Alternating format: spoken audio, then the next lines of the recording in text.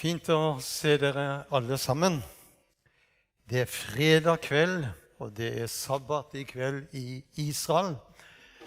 Og når det er sabbat i Israel, så er det slik at 98%,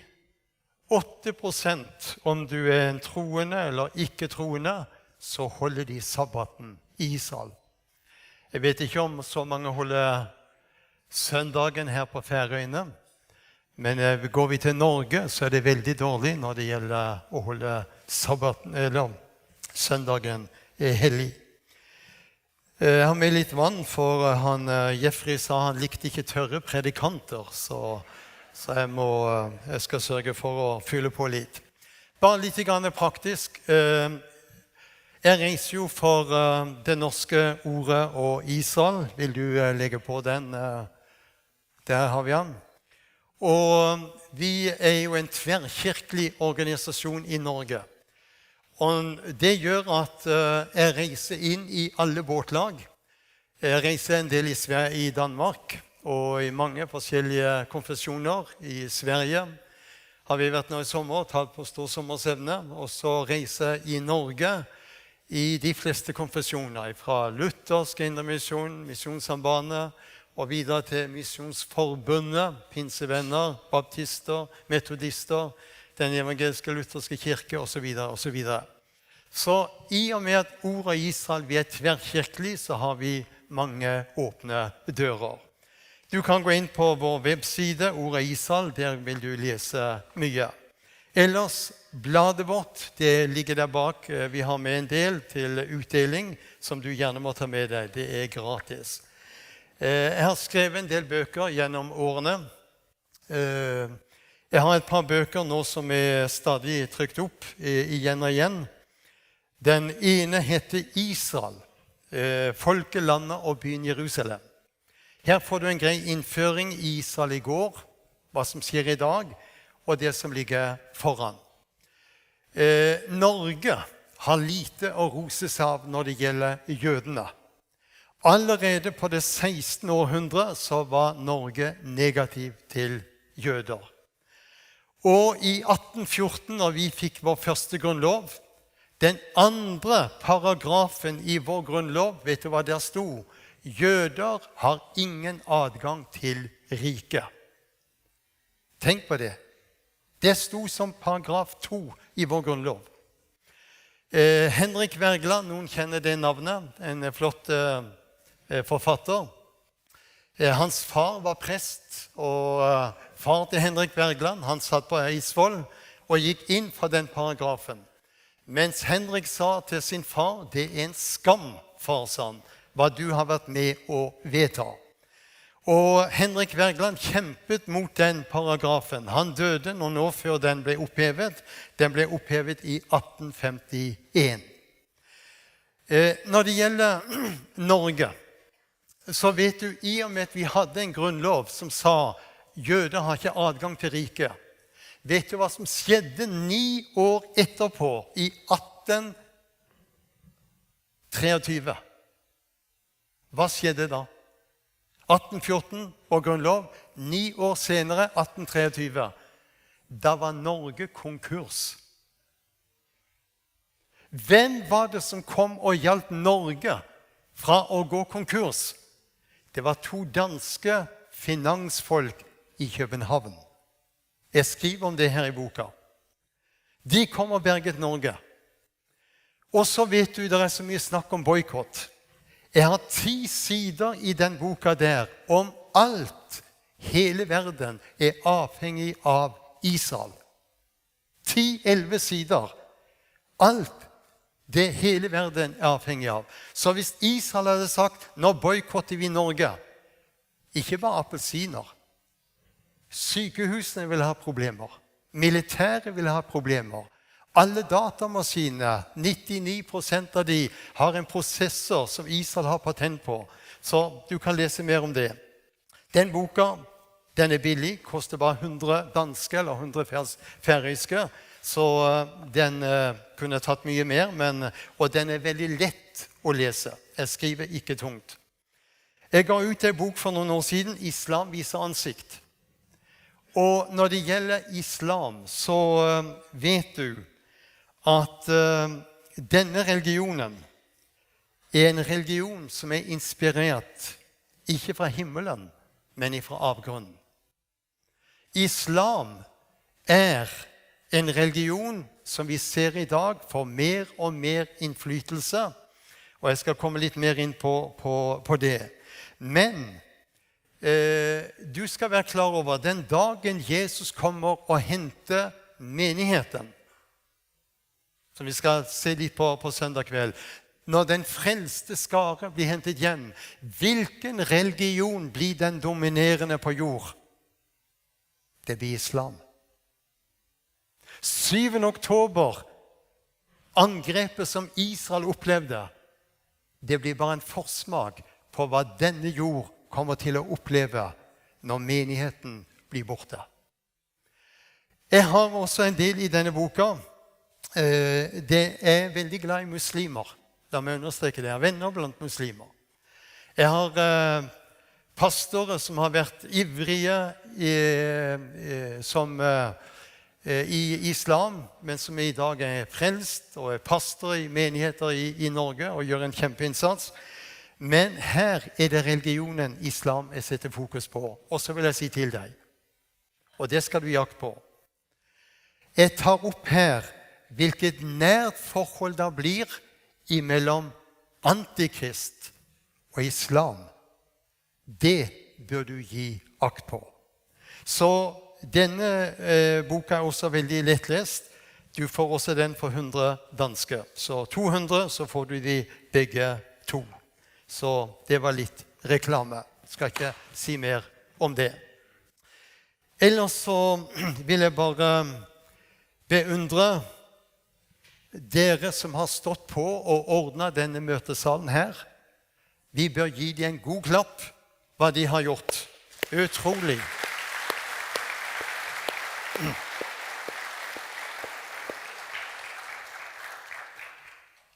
Så slike ildsjeler skal vi ta godt vare på.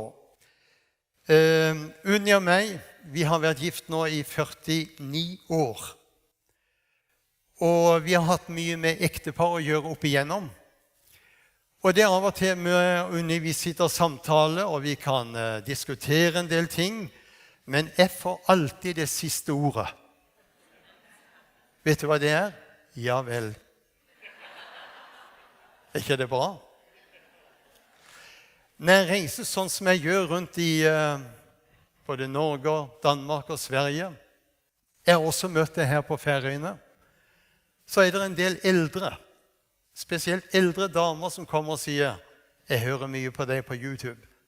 Om kvelden jeg legger meg, du er så god å sovne til, sier de. Kan du tenke deg? Jeg blir ikke velsignet av det, altså. Jeg trodde ikke jeg skulle preke folk i søvn. Jeg trodde jeg skulle være med å vekke dem. Ikke sant? Vil du reise deg opp nå? Vi reiser oss opp. Og så kikker du på sidemannen, så sier du, fint å se deg på møte her i kveld.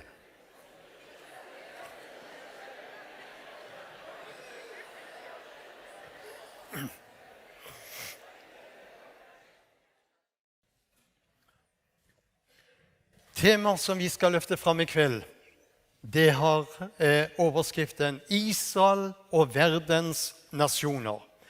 Og hva er det som kommer til å skje med verdens nasjoner? Gud skal dømme verdens nasjoner. Og det som er viktig også å være klar over, når det gjelder den situasjonen som vi opplever i dag over hele verden, av den utrolige antisemitismen og antiholdningen mot Israel, vær klar over Gud i himmelen har full kontroll. Gud har ikke mistet kontrollen. Han tillot det angrepet den 7. oktober. Han ser hva dette folket går igjennom. Han har full kontroll. Men vi som er frelst har et ansvar. Og det ansvaret står i Jesaja kapittel 40. Trøst, trøst mitt folk, tal vennlig til Jerusalem. Si til henne at hennes strid endt. Hvem det som skal trøste Israel? Guds menighet. Det klar over det. Vi skal lese nå fra Lukas kapittel 21. Og der leser vi fra vers 29. Og han sa en lignelse til dem. Se på fikentrær og alle trær. Så snart de springer ut og dere ser det, da vet dere selv at sommeren nær. Slik skal dere også når dere ser disse ting vite at Guds rike nær. Sannelig sier dere, denne slekt skal slett ikke forgå før det skjer alt sammen. Himmel og jord skal forgå, men mine ord skal slettes ikke forgå. Så ber vi Herre om din nåde. Vi ber om din visdom. Vi ber om at du vil få tale til oss, gjøre ordet ditt levende. Velsign den enkelte som kommet inn her i denne møtehallen. Vi ber om ditt nærvær, og vi ber om din nåde, og vi ber om din hjelp. I Jesu navn. Amen. Vi lever, som jeg sa, i meget profetiske tider. Ja, jeg vil understreke høy profetiske tider, hvor det Israel som det store, mektige tegnet på det som skjer. Og når du ser dette landet, som du ser, ifra nord til sør, dette landet det Gud i himmelen har utvalgt seg. Det Gud i himmelen som har gitt grensene til dette landet. Og grensene Gud har gitt til dette landet, det mye større enn det du ser her. Men når du ser det landet der, det det eneste landet du leser om i Bibelen hvor Gud sier, det mitt land. Folket som bor i dette landet det eneste du leser om i Bibelen hvor Gud sier, det mitt folk. Zakaria, det andre kapittelet, der sier Gud om dette folket, det min øyensten. Så den som rører ved dette folket, rører ved Guds øyensten. Og så vil jeg korsfeste en tanke du sitter med. Det alt Israel gjør som rett? Langt ifra. Gjør folk på Færøyene alt rett? Gjør folk i Norge alt rett? Gjør den politiske ledelse i Norge alt rett? Nei. Du må ikke glemme, Israel ingen kristen nasjon i dag. Det mange som tror på Gud i Israel. Men Israel, dette landet, en sekulær nasjon i dag, og det viktig. Og når du da ser på dette landet, og ser på den byen der som heter Jerusalem, det den eneste byen i hele verden hvor Gud sier, det min by. Og med dette utgangspunktet, mitt land, mitt folk, min by. Og det noe av dette som mektig når det gjelder Israel. Og hva det som så mektig når det gjelder dette folket? Det løftene Gud har gitt til dette folket. I 1. Mosebok, det 15. kapittel, vers 1, så står det, Herrens ord kom til Abraham i et syn, og det lød så. Frykt ikke, Abraham, jeg ditt skjold, din lønn skal være meget stor. I 2. Samuels bok, det 22. kapittel, vers 31, der sier Gud, han et skjold for alle dem som setter sin lit til ham. Så Gud et skjold for Israels folk, men han også et skjold for deg og meg som setter vår lit til han. Hva det skjoldet gjør? Skjoldet beskytter. Skjoldet et vern. Og for Israels folk så har Gud vært et trofast og et godt skjold mot alt de har gått igjennom tidene. Og tenk på all den forfølgelse, all den lidelse, all den død, alle de pogromer, alle de kriger, alt det fangenskap dette folket har gått igjennom, som ingen annen nasjon. Og vet du hva? Dette folket, rent menneskelig, skulle det aldri ha eksistert. Hvorfor eksisterer dette folket? For det er en udødelig som står bak dette folket. Og nå skulle du ha sagt amen. For det er sant, det nå sier. Så nasjonen Israel lever, for det Israels Gud lever. Og Israels Gud er en levende Gud. Han har vært det, han er det, og han er fremdeles Israels skjold og beskytter. Så vær klar over alle de rakettene, alle de missilene, alle de dronene som Israel har fått ifra Jemen, ifra Gaza, ifra Libanon, Hizbollah, ifra Iran, ifra Irak, ifra Syria, inne ifra Samaria, Israel. 40 000 raketter, missiler og droner. Allikevel så står det et mektig vers i Jesaja 54, 17. Ingen av de våpen som blir smidd mot deg skal ha fremgang. Alle disse rakettene som har rammet Israel, og Israel har jo tatt de ned, de fleste av disse på grunn av jernkuppelen og Davids slynge og så videre. Men når vi da tenker på at ikke dette lille landet har blitt rammet enda verre, så er det et mektig, mektig under ifra himmelen. Det var til dette folket og til dette landet Jesus kom. Han ble født i Betlehem. Det var i denne byen Jerusalem han ga sitt liv for all verdens synd.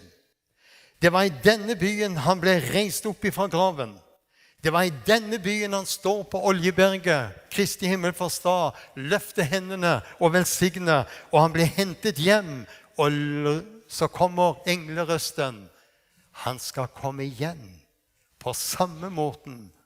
Hvor skal han komme igjen? Til Saudi-Arabia? Til Irak?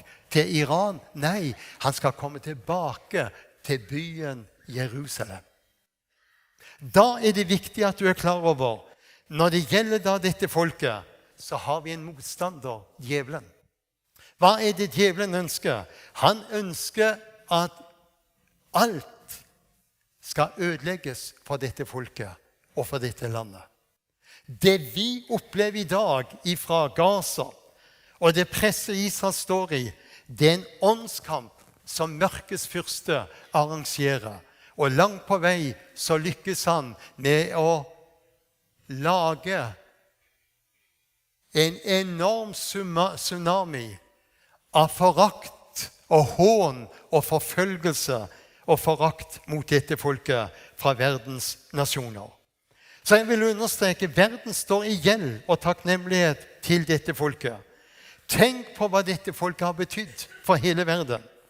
Og når vi da tenker på hva dette folket har betydd for hele verden, så burde hele verden virkelig takket for hva dette folket har gitt oss. Og jeg skal komme litt mer på det. Jeg vil påstå i kveld, det jødiske folket har vært helt avgjørende for verdenshistorien enn noe annet folkeslag i verden. Gud utvalgte dette folket fordi de var prektige? Nei. Fordi de var så gode? Nei.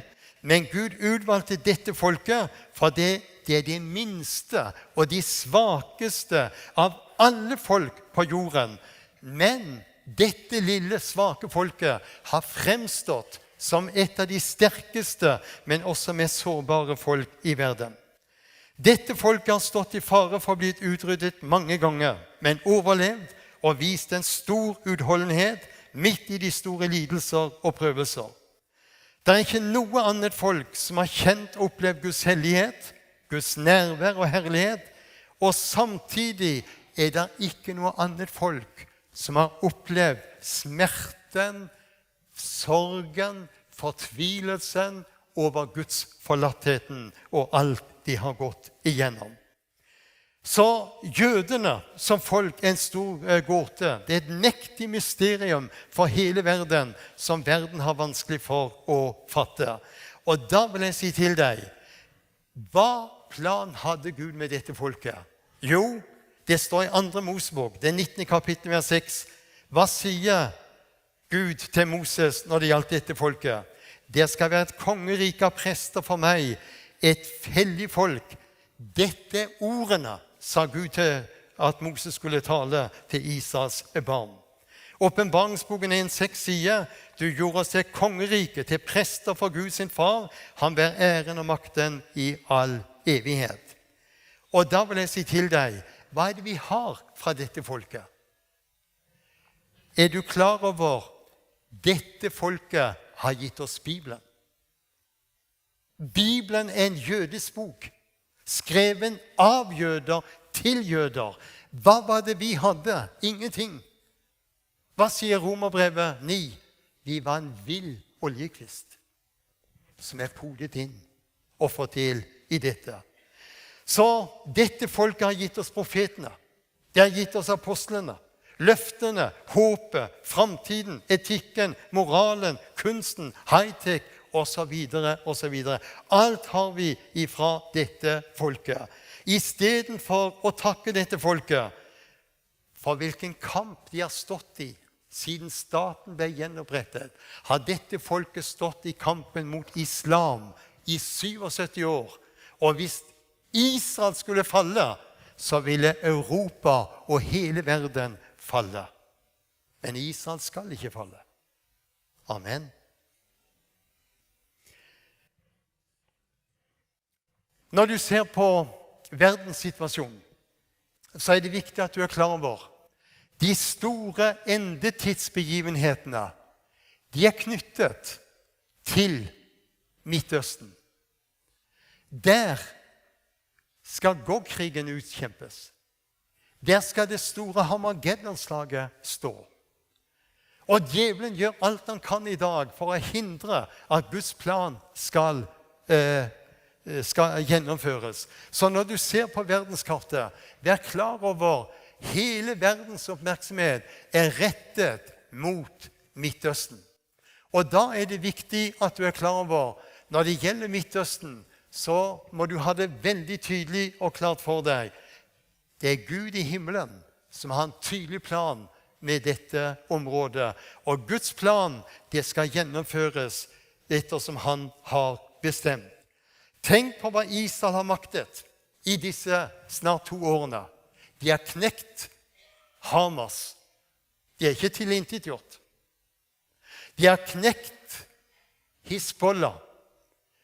De har klart, på grunn av at de knekte både Hamas og Hizbollah, så falt Assads styre i Syria. Og vi vet hva Israel gjorde med all terrorismens mor i Midtøsten, som er Iran.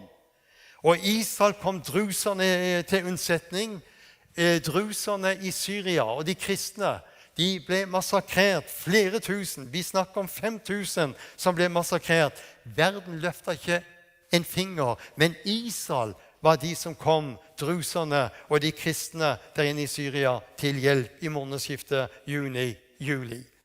Så når du ser på verdenskartet, så må du være enig i verdenssituasjonen i dag er meget urolig. Folkehavet i dag blir preget av frykt, av angst og uro, og bare i Norge 65% av Norges befolkning går og frykter en 3. verdenskrig. Hva står det i Lukas 21? Der skal, når hav og brenninger bruser, da engstes folk i fortvilelse. Aldri har det brust sånn som det gjør i dag.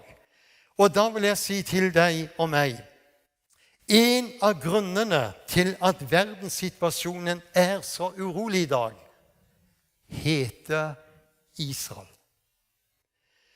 Nå skal du være klar over, mange har problemer hvis du nevner president Trump i Amerika.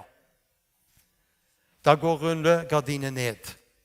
Men da vil jeg si til deg, Bibelen har mange eksempler på personer som Gud har brukt mot Israel.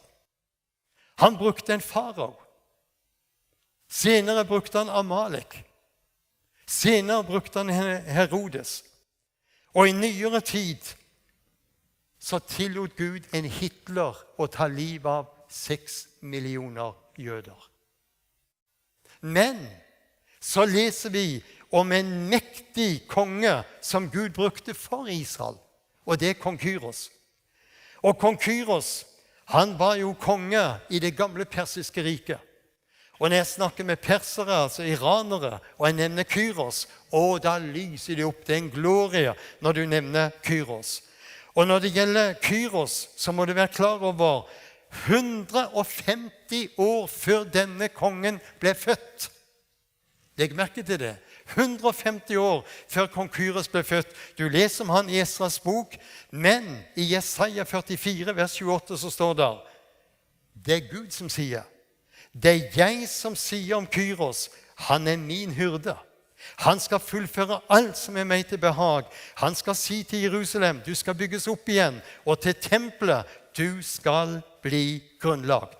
Så 150 år før denne kongen ble født, så talte Gud profetisk. Han skulle bruke kong Kyros. Og da vil jeg si til deg, hva er årsaken, som jeg nevnte, at Europa, hele verden, preges så av uro i dag? Jo, det er Israel. Men da må vi se på historien. Vi snakker om den mørke middelalder. Det var forfølgelse av jøder. Så hadde vi en tid med fascismen. Det var ny forfølgelse av jøder. Så kom nazismen, som tok livet av 6 millioner jøder i det kristne Europa. Så kom kommunismen med nye forfølgelser og pogromer av jødene. Og vet du hva? Sovjetunionen ble oppløst på grunn av jødene. Er du klar over det? Gud skulle ha jødene ut ifra Sovjet, med Hviterussland, som er Belarus i dag, med Ukraina og med Russland. Et mektig tegn. Gud har ifra disse landene tatt ut 1,5 million jøder fra Russland, Ukraina og Belarus, eller Hviterussland. Og så finner vi den siste verdensomspennende forfølgelse av jøder. Vet du hva det heter? Det er islam. Da er ringen sluttet, for da er vi inne på Isak og Ismael. Og det at vi ser den verdensomspennende hatet mot jødene som islam står bak, så ser vi bare i Norge, med alle de 100 000 av muslimer vi har fått til landet, hvordan våre myndigheter blir bondefanget og tør ikke stå rakrygget opp i denne tid. Så islam er den siste verdensomspennende forfølgelse av jødene. Og dette, venner, kan du ikke lukke øynene for. Vi hadde en svensk forkynner, Belfrage. Han reiste en god del i Norge.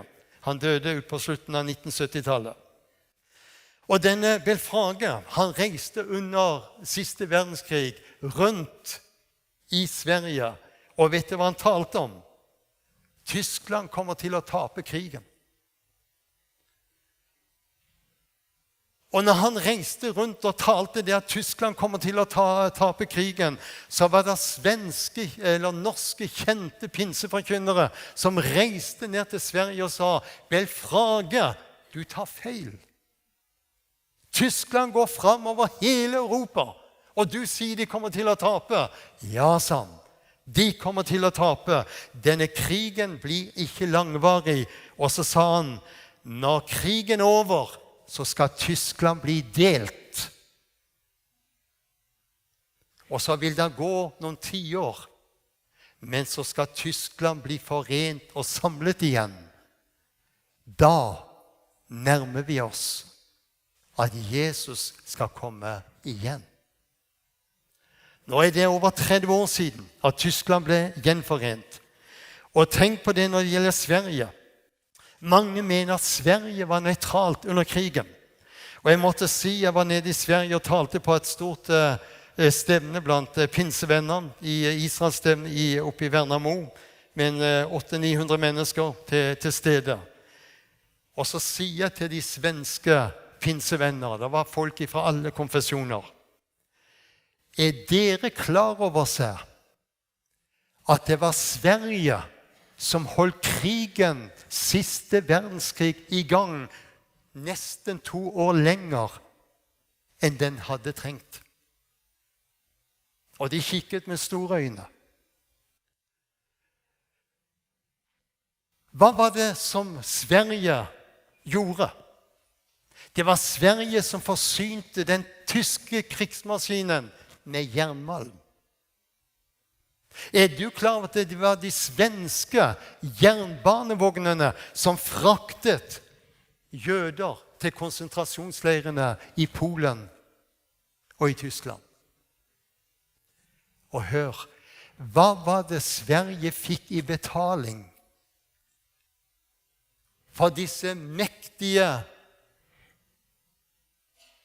jernbanevognene fullastet av jernmalm som ble fraktet til Tyskland? Hva fikk Sverige i betaling? De fikk gullet i tennene til eldre jøder som ble gasset i hjel i de tyske og polske konsentrasjonsleirene.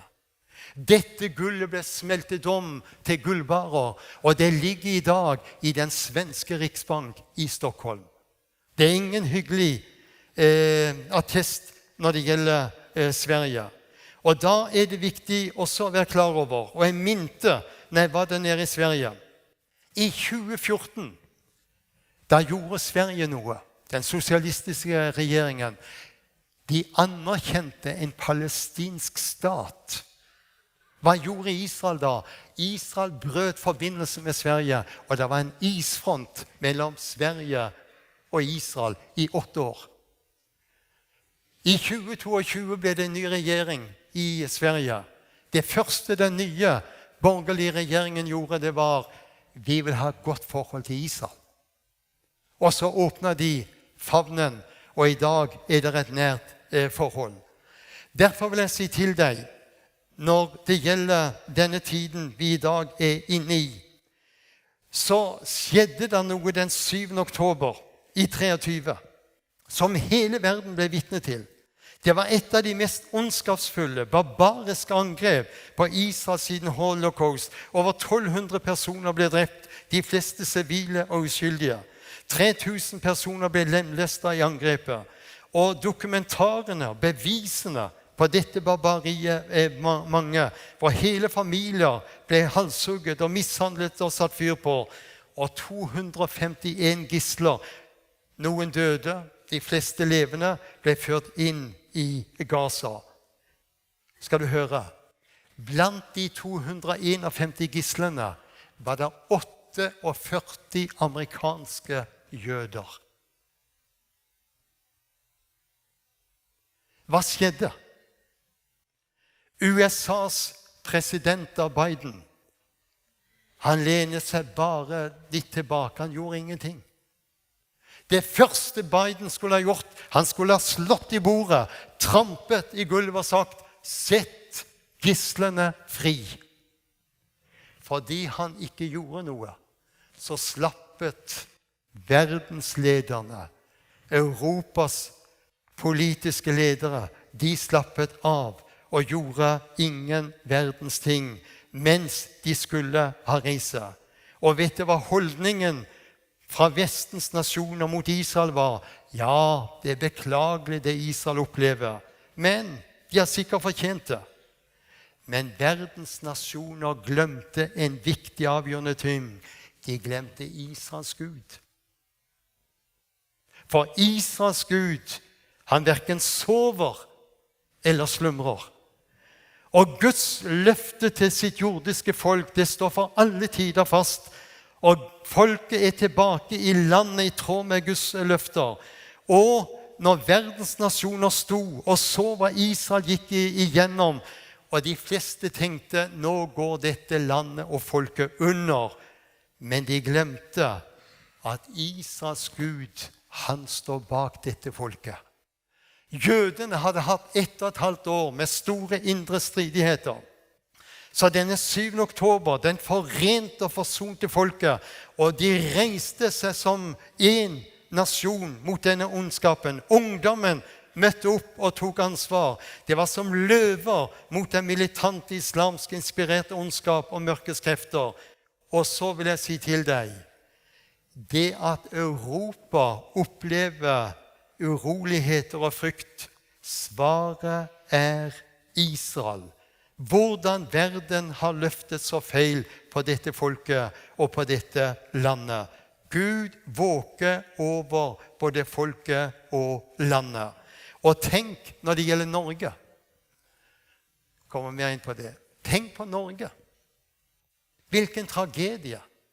Vår statsminister og vår utenriksminister nektet kongen vår å kondolere Israel. Kan du tenke deg? Hva er det kongehuset vårt har opplevd etter 7. oktober? Den ene tragedien og skandalen etter den andre. Og hør.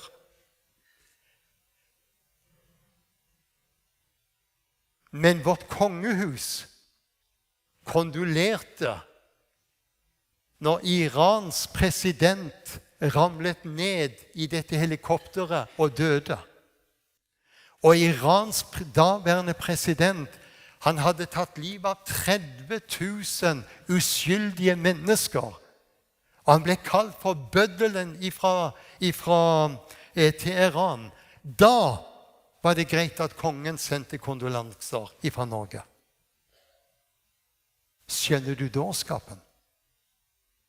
Jeg skal si vårt land, når det gjelder Norge, er ille ute. Det er en tragedie om å nevne det. Så her ser du hva Israel blir angrepet ifra. Og når du da ser videre på hvor Israel har kjempet, og hvordan de er omringet, og når du da tenker på dette lille landet, og så opplever de bare fordømmelse. Ingen kan fatte at dette landet klarer å stå. De må være full mobilisering under vann, på jorden og i luften. 24 timer i døgnet. Og så sitter folk og politiske ledere i Europa og bare fordømmer dette folket. Og skjønner ikke hvilken åndskamp vi står i. Og tenk, Israel blir beskyldt for at de hindrer mat i Gaza. Her ser du bevisene. Hamas blokkerer fred og hjelp og gisler. 87% av maten som Israel frakter inn, den blir plutselig sporløst borte. Og FN erkjenner at 88% av nødhjelpen blir stjålet. Skriver de noe om det i nyhetene og i avisene her på Færøyene? I Norge er de livende redd. Og derfor er jeg meget takknemlig for at Gud er suveren. Og vi ser hvordan han bruker, og hvordan han virker ved sin ånd. Får du opp bildet igjen. Og da er spørsmålet, når det gjelder denne situasjonen vi i dag er inne i, så leste Jeffrey ifra Joel. Vi skal komme litt mer inn på det. Men i Salme 96 så står det, for han kommer, ja han kommer for å dømme jorden. Han skal dømme verden med rettferdighet og folkene med sannhet. Apostelens gjerninger 17, vers 31, han har fastsatt en dag da han skal dømme verden med rettferdighet ved den mannen som han har innsatt. Han har gitt alle grunnlag for å tro dette ved å reise Jesus opp fra de døde. Jeg skal si litt til. Det er da vi ser, som Gud brukte en Kyros, så bruker Gud i dag en president i Amerika. Nå har han en dyktig regjering rundt seg, men samtidig så vil jeg si det noe. Når vi ser president Trump med den veldige innflytelsen han nå har, så vil jeg du skal jakte på det nå, sier jeg. Tenk den dagen Antikrist skal stå fram. hvilken mektig innflytelse den personen vil ha over hele verden. Mange ikke er imot Trump, men jeg vil bare si, bryr meg ikke så mye om hele Trump, men jeg bare vet Gud innsetter, og det er Gud som avsetter. Og vi har vært mange ganger i Amerika, og vi har mye familie i Amerika, og de takker Gud for hva som skjer i dag i Amerika, at verdier, normer og holdninger kommer tilbake når det gjelder dette landet. Og så vil jeg si til deg, når det gjelder Gog-krigen, kan jeg nevne litt nå om den. Når det gjelder Gog-krigen, så vær klar over at aldri har Esekiel kapittel 38 og 39 stemt så godt som i dag. Når jeg snakker med israelske offiserer, for jeg har en god del frelste, messias-troende offiserer i IDF, når jeg spør hva tror de om situasjonen i Midtøsten, vet du hva de sier? Les Esekiel 38 og 39. Når jeg spør pastorer i de messianske menighetene i Israel, hvordan ser dere på situasjonen? Vet du hva de sier? Les Esekiel 38 og 39. Og til og med rabbinerne i Jerusalem var samlet for en stund siden, og vet du hva de sa? Vi ser ut ifra hva Bibelen og Bibelens profetier taler om, så nærmer vi oss opptakten til Esekiel 38 og 39. Så når vi ser Russland med Putin, vi ser Erdogan med togammer i Tyrkia, vi ser Persia, Iran, vi ser Kush, Put, Libya og så videre, så ser vi bildet, og vi skjønner hvor vi står henne i endetidsbildet. Når du da ser på Iran, dette mektige landet, og du ser på det lille landet Israel, her nede i hjørnet, det lille landet, og du skjønner når det gjelder Iran, som er 72 ganger større enn Israel, hvor vanskelig det er for Israel å treffe og være så målrettet.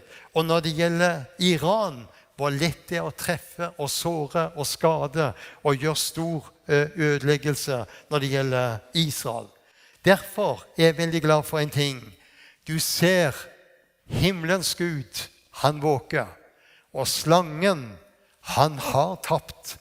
Her ser du det siste som skjedde i forbindelse med denne 12-dagerskrigen. Ja, hva var det som skjedde? Israel fikk Dunkers-bombers fra Amerika, og de sprengte seg ned 100 meter ned i fjellet før de eksploderte. Et mektig vitnesbyrd hva som der skjedde. Og da,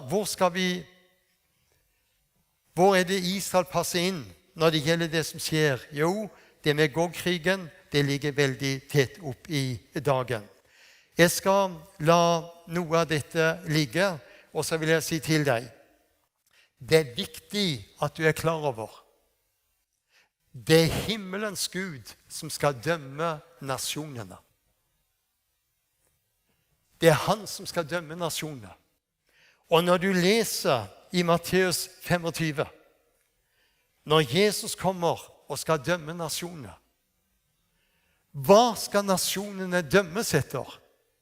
Hva de har gjort mot Israel. Og når du da ser den verdensomspennende antisemitismen som vi har i dag, ikke bare i Europa, men over hele verden, er dette folket i miskreditt, så har Gud i dag en gyllen anledning til å dømme nasjonene, og jeg vil si stakkars nasjoner, når Gud skal dømme og la svepen gå over nasjonene. Derfor vil jeg understreke for deg, når det gjelder dette folket, så er det 3 grunner til at Gud skal dømme dem. De spredte folket, de delte landet, og de verdsatte et jødisk liv lavt. Og du vet, når du leser i åpenbaringsboken, der møter du Jesus både som lammet, og du møter han som løven av Juda. Løven når Jesus skal brøle, for han skal brøle der ifra Joel, det 3. kapittel. Vi tar ikke tid til å slå det opp, men han skal brøle ifra Jerusalem, og verdens nasjoner skal skjønne at Gud er Gud, og han våker over sitt mektige folk. Derfor er vi kommet inn i en tid i dag, hvor det store utfordringen som ligger foran, det blir den byen Jerusalem. Hva står det i Zakaria i det 12. kapittel, i det 1. verset? Se, jeg, sier Gud, gjør Jerusalem til en løftestein for verdens nasjoner. I dag har 147 nasjoner skrevet under på i FN, Jerusalem skal deles. Men hva sier Gud? Den byen skal ikke deles. Og hør hva jeg sier nå. Vår hovedstad Oslo, London i England, Stockholm i Sverige, København i Danmark, Berlin i Tyskland, Paris i Frankrike. Alle disse hovedstadene kommer til å bli delt før Jerusalem skal deles. Og hvordan det? Allerede i Norge, i vår hovedstad Oslo, i 2 områder i vår hovedstad, Tøyen og Grønlandområdet, det er inntatt av muslimer. Allerede i dag, i disse 2 områdene i vår hovedstad, Tøyen og Grønlandområdet, får muslimene lov til å bruke sharia-lover når det gjelder ekteskap, når det gjelder skilsmisse, når det gjelder barneoppdragelse, når det gjelder eiendomstvister, så bruker de sharia-lovene. Og en muslim som sitter på vårt storting i Norge, i Oslo, Abid Raja, han sitter der på venstre. Han sa for noen måneder siden, i vår hovedstad, sa han, så utvikler det seg en parallell kultur. Vi har alle våre nye landsmenn, sa han, og han er jo en av de, som vil ha sine egne lover parallelt med de norske lovene. Og vet du hva han sa? Det blir en tragedie for Norge. Og vet du hva som skjedde? Etter han sa det offentlig i vår hovedstad, så man har politibeskyttelse 24 timer i døgnet. Jo, Gud er Gud, men det er himmelens Gud som skal gjøre Jerusalem til en mektig løftesten. Og så står der videre der i kapittel 12 i Zakaria, vers 2 og 3. Den som løfter på Jerusalem skal såre seg selv. Og det er viktig at du er klar over. Men Gud er Gud, og med Guds hjelp så skal Israel seire, og Herren skal føre verket igjennom til seier. Derfor er jeg veldig glad for jeg kan si til deg, det vi nå har løftet fram, hva er løsningen i Midtøsten? Nå har du fått en liten peiling på den kampen som utspiller seg, ikke bare lenger i Midtøsten, men også over hele verden.